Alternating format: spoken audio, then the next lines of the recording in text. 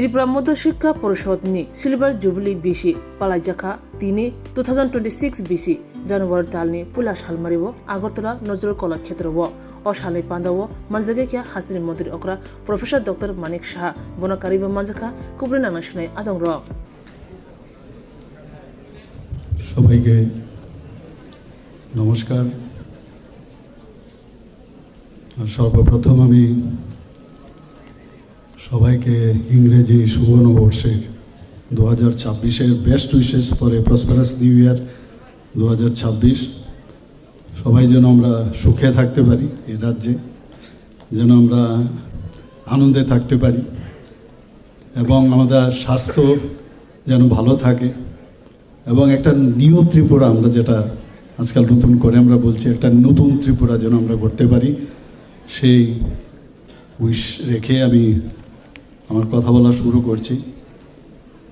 আজকে এখানে ত্রিপুরা মধ্যশিক্ষা পর্ষদে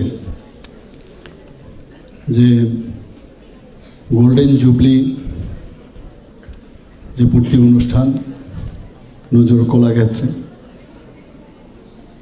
সেই উপলক্ষে আজকে এখানে সুবর্ণ জয়ন্তী সংখ্যা 2026-এর যে উন্মোচন হয়ে গেল একটু আগে আমাদের হাত ধরে, এবং এই যে অনুষ্ঠান, সেই অনুষ্ঠানে আমাদের মাঝে মঞ্চে উপস্থিত আছেন গেস্ট অফ অনার স্বামী ভক্তি সুধানন্দ মহারাজজি, রামকৃষ্ণ মঠ, বিবেকনগর, আগরতলা। উনি যখন ওনার বক্তব্য রাখছিলেন এবং স্তুতি পাঠ করছিলেন, আমরা মন্ত্র মুগ্ধের মতো আমরা ওনার কথা শুনছিলাম এবং এগুলো আমাদের খুব প্রয়োজন। আমি এক এক সময় ভাবি আমাদের যারা ইয়াং জেনারেশন, তারা কিন্তু কথা শুনতে রাজি না। যখন কথা শুনবে বয়স হয়ে যায়, তখন আর কিছু করার থাকে না, এখনই কিন্তু শোনার। আর যারা এই কথাগুলো শুনবে তারাই কিন্তু লাইফকে ধরে নিতে পারে, নিজের হাতে নিয়ে নিতে পারে। আমরা দেখেছি, কারণ এই বয়সটাই এরকম, সবসময় একটা অস্থিরতা, কি করব ঠিক। তো এই টাইমে এই মহারাজজি যে কথাগুলো বলেছে খুব ইম্পর্ট্যান্ট। আমরা নিজেরাও ওই বয়সে এই করেছি, কে শুনে ধর্মের কাহিনী, কে শুনে বা সত্যিকারের মানুষের যে কাহিনী, কিভাবে আমরা চলা উচিত, আমাদের রোড ম্যাপ কী হওয়া উচিত। তবুও যারা যারা এই জিনিসটা বুঝে যায় খুব অল্প বয়সে, তারা কিন্তু ম্যাচিউরড হয়, অ্যাটলিস্ট মেন্টালি। তাদের যে থট প্রসেস সেইভাবে কিন্তু পরিচালিত হয়। তবেই আমরা বলি ওই স্টুডেন্ট খুব ভালো। সেটা পড়াশোনার বিষয় না, খেলাধুলার বিষয় হোক, সব বিষয়। তা আমরা এই বয়সে এখানে মহারাজজির কথা আমরা শুনছিলাম, তো আফসোস হচ্ছিল কেন সেটা ছোট বয়সে এখানে যারা যারা আছে, ছোট ছোট ছেলে মেয়েরা, আমাদের ছাত্রছাত্রীরা, ওই বয়সে আমরা কেন শুনিনি। তাহলে হয়তো আরও বেটার হতো। আমরা দেখি আশ্রম টাশ্রমে এখনও দেখি বয়স্কা লোকরা যায়। আসলে এক এক সময় আমি ভাবি, কম বয়সের ছেলে মেয়েরা যদি যায় তাহলে এই সমাজের পরিবর্তন অনেক বেটার হবে। এই বয়সে গিয়ে তো লাভ হবে না কিছু। এবং উনি ওখান থেকে যে জ্ঞান বা যে নলেজ নিয়ে আসবে, সেটা আবার ছোট যারা আছে তাদেরকে দিলে ওরাও শুনবে না। তো এটা নিচের থেকে আসলে বেটার হয়। আমাদের যে সনাতনী যে শিক্ষা ব্যবস্থা, সেগুলো কিন্তু ছিল, আমরা সেগুলো হারিয়ে বসেছি। খুব ভালো লাগলো স্বামীজির এই কথাগুলো শুনে। আমাদের মাঝে উপস্থিত আছেন guest of honour Shri ravel Hemendra Kumar, special secretary education ডিপার্টমেন্টের, এবং অন্যান্য দপ্তরেরও ওনার দায়িত্ব দেওয়া হয়েছে। উনিও ওনার বক্তব্য এখানে রেখেছেন যে কীভাবে মডার্নাইজ আমাদের যে এডুকেশন সিস্টেম, আমাদের আগামী দিন আমরা এআইকে সামনে রেখে, এআইকে ইউজ করে। গতকালকে আমি একটা প্রোগ্রামে আমি গিয়েছিলাম, সেখানে এআই প্লাস 5G এর উপর আমার মাননীয় প্রধানমন্ত্রীজিও ছিলেন সেখানে। তো তার উপর আমার একটা স্পিচ ছিল সেখানে। তো আমি একটু পড়াশোনা করে সেখানে আমি বলছিলাম, সেখানে অ্যাকচুয়ালি এগ্রি বেসডের বিষয় বলছিল, হেলথের বিষয়ও ছিল, কিন্তু এগুলো তো থিওরিটিক্যাল। কিন্তু কালকে আমি দেখলাম প্রজ্ঞা ভবনে হয়েছে প্র্যাকটিক্যালি যে এআইকে ব্যবহার করে কত সুন্দরভাবে মানে সেখানে যে মানে এলিমিনেশন অফ টিউবারকুলোসিস তার উপরে এআইকে ব্যবহার করেছে। তো দেখে এত ভালো লাগলো যে না, ইটস পসিবল। তো কাগজপত্রে লেখা, ভাষণ দেওয়া আর সত্যিকারের অর্থে গ্রাউন্ডিং যখন হয় তখন অনেকটা মনে হয় যে না, এটা পসিবল। এবং খুবই ভালো লাগছে এখানে উনি এই বিষয়ে বলছেন। আমি বলবো যে এআই এর কিন্তু আরও সাবধানতা অবলম্বন করতে হবে। আজকাল এআইকে নিয়ে না হয়ে অনেকে এটাকে দুর্ব্যবহারও করছে, মানে অন্যভাবে ব্যবহার করছে এটা। তো সেই দিকে আমাদের ন্যাচারালি আমাদের নজর রাখতে হবে। আমাদের সরকার তো করছে, কিন্তু সব মানুষই এডুকেশন সেক্টরে এটা একটা বিরাট বিষয়। আমি মনে আছে আমার সেই বিষয়ে বলছিল যে suppose you are doing some surgery, it is not necessary or not surgery, you are attending in my OT, as if you use this AI system, so you will feel that physically you are in the OT. Just imagine, মানে কীরকম 3 ডাইমেনশনালে আপনি ঘরে বসে মনে হচ্ছে আপনি সার্জারিটা দেখছেন, মানে কত কোন জায়গায় চলে গেছে এখন। তো এআইকে নিয়ে আজকে এখানে যারা স্টুডেন্টরা আছে তারা যদি এটাকে ব্যবহার করে প্রকৃত অর্থে, এখন আমাদের 4G 5Gর মধ্যে এআই কিন্তু চলে এসছে এখন সব জায়গার মধ্যে, সাথে সাথে স্ক্রিন করে তার মানে তাকে প্রসেস করে আমাদের কাছে দিয়ে দিচ্ছে মুহূর্তের মধ্যে। এখন সব মানে আমাদের কাছে ইনফরমেশন চলে আসছে, কাজে এখন মানে খুব ফাস্ট গতিতে কিন্তু চলছে। কেউ যদি বসে থাকে আমাদের দিচ্ছে না, খাচ্ছি না, জল নেই, আমাদের এখানে খাদ্য নেই, এই বসে থাকলে ওই স্টেশনেই বসে থাকবে। আর ডাবল ইঞ্জিনের সরকার যে স্পিডে এখনো চলছে, ওই তোমরা স্টেশনেই থাকবে আর মনে দিয়ে এইভাবে স্পিডে চালিয়ে যাচ্ছে যে ধরতে পারবে না কেউ।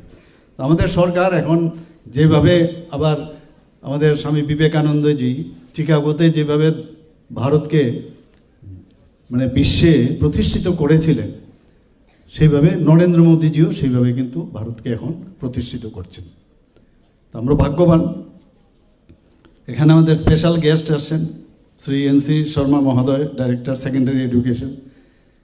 ওনার কাছে তো আমি মানে সবসময় বিভিন্ন সময় আমি কথা বলি। আরেকটা সমস্যা হচ্ছে ট্রান্সফারের খুব রাজনীতি, খালি ট্রান্সফার, এক একজন জনপ্রতিনিধির থেকে শুরু করে বহু লোক ট্রান্সফার।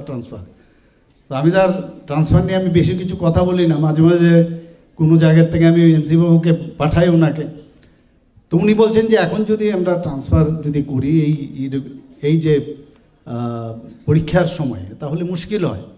কিন্তু মানতে রাজি হয় না অনেকে, না আমাদের এতদিন হয়ে গেল ট্রান্সফার। তো ট্রান্সফার থেকে দূরে থাকাটা, ট্রান্সফার পলিসি আমরা করতে যাচ্ছি, আমি জানি না কতটুকু সাকসেসফুল হবে। হেলথের তো আমরা মোটামুটি কনফার্ম করে নিয়েছি, বিভিন্ন জায়গাকে আইডেন্টিফাই করেছি কোন জায়গা। এখন ধরুন রুরাল হসপিটালে আমি চাকরি করি, রুরাল হসপিটাল আমার মনে আছে জিরানিয়াও রুরাল হসপিটাল, তাকেও 10 মার্ক দেওয়া হবে। আবার দেখা গেল যে গন্ডা তুইসাতে আছে তাকেও 10 মার্কস দেওয়া হবে।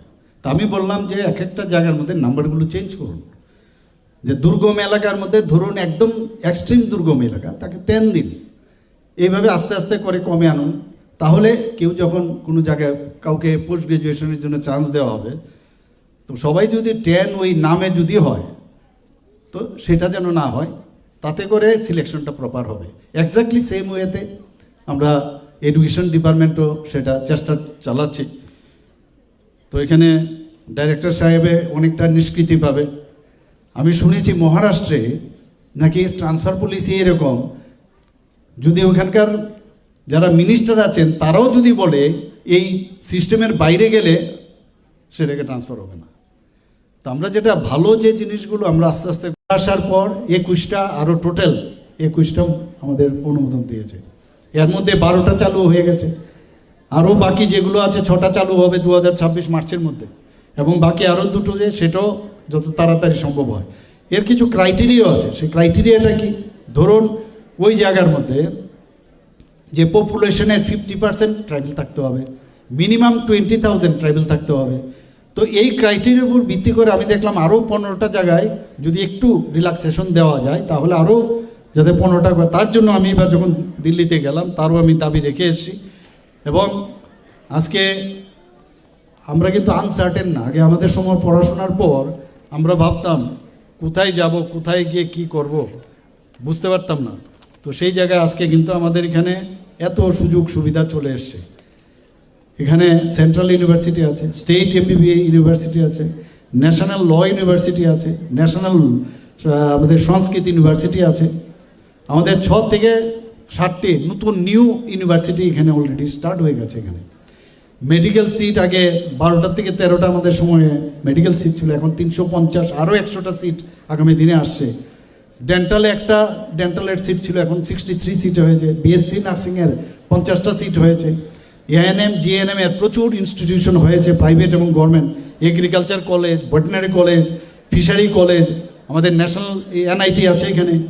আমাদের এখানে ফরেন্সিক যে ইউনিভার্সিটি, সেখানেও আমাদের ত্রিপুরাতে প্রতিষ্ঠিত হয়েছে। ত্রিপুরা গভর্নমেন্ট টিআইটি আছে, ল কলেজ আছে, জেনারেল কলেজ প্রায় 28টার মতো হয়েছে।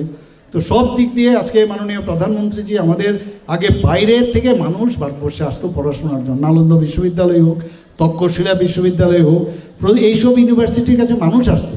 এখন সেগুলো মাননীয় প্রধানমন্ত্রীজি আবার নতুনভাবে সেগুলো পুনরুদ্ধার করছে এবং শ্রেষ্ঠত্বের যে এডুকেশনের যে হাব ভারতবর্ষকে আবার পুনরুদ্ধার করার উনি চেষ্টা করছেন। আপনারা দেখেন যে নালন্দাকে আবার নতুনভাবে উনি সেটাকে পুনরুদ্ধার করে ইনোগ্রেশনও করেছেন। যাই হোক, আমরা ত্রিপুরাও সেই দিশায় আমরা চলছি। যেভাবে হোক, যে জায়গায় খামতি আছে সেই খামতিগুলো এখানে যারা বোর্ডের যিনি আছেন প্রেসিডেন্ট, ওনাকে আমি বলবো, এবং ওনার যারা মেম্বার্সরা আছেন, সেক্রেটারি আছেন, যে এই যে এতগুলো বোর্ড আমি বললাম, সেই বোর্ডের যেটা ভালোটা ইচ্ছে করলে আমরা অ্যাডপ্ট করতে পারি।